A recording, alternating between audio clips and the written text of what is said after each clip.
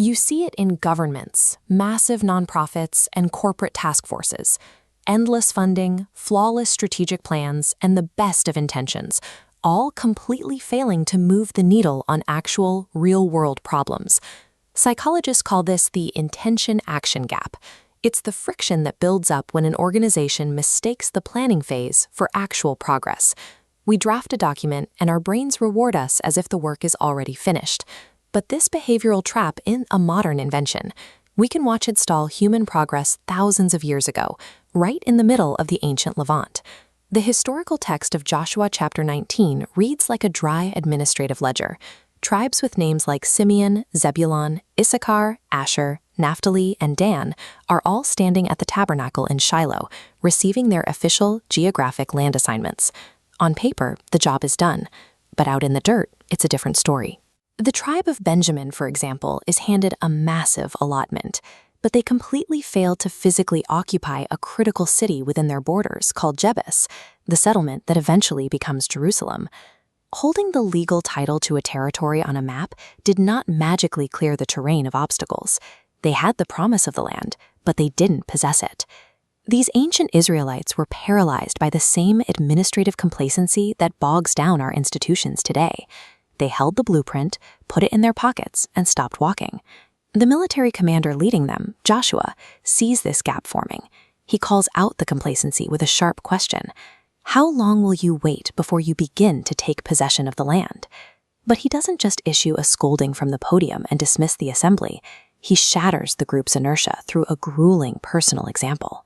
Joshua waited until every other tribe received their portion. He didn't ask for a palace, but for Timnath-Serah, a rugged, undeveloped tract in the Ephraim hill country.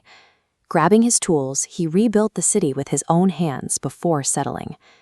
Pushing past the intention-action gap requires someone to sacrifice their positional privilege, pick up a shovel, and demonstrate what the physical friction of progress actually looks like. Fast forward to today. You can watch this exact same dynamic play out inside our local communities and religious institutions. We are incredibly good at executing the allocation phase. We successfully raise funds, we build sprawling new community centers, we launch satellite branches, and we design robust internal programs. But establishing a healthy, highly insulated environment creates a massive psychological trap. It gives us a false sense of completion, tricking us into thinking we've made a tangible impact on society. A smoothly running internal organization means very little if it simply pulls up the drawbridge and completely ignores the external chaos surrounding it. Every community has its own modern equivalent of Jebus. These are the unconquered, unclaimed territories of deep human suffering sitting right outside the institution's front doors. There are severe economic challenges occupying our neighborhoods, from systemic generational poverty to grassroots struggles, and a devastating housing crisis. We face deep structural barriers, including fractures in the justice system, escalating public health emergencies, and broken educational pipelines that leave entire generations behind. Zooming out, there are broader cultural adversaries at the national level: intense youth disaffection, negative media influence, and a pervasive decay of social trust.